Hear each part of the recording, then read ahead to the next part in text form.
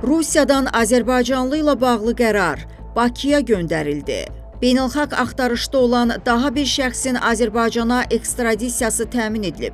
Bu barədə reporta Baş Prokurorluqdan məlumat verilib. Bakı şəhər Baş Polis İdarəsində ibtidai istintaq edilən cinayət işi üzrə Osmanlı Turqut Mehmanoğlu'nun Cinayət Məcəlləsinin 178.3.2. küllü miqdarda ziyan vurmaqla törədilən dələduzluq maddəsində nəzərdə tutulmuş cinayət əməlini törətməsinə əsaslı şübhələr müəyyən edildiyindən təqsirləndirilən şəxs qismində cəlb etmə haqqında qərar qəbul edilməklə barəsində beynəlxalq axtarış elan edilib.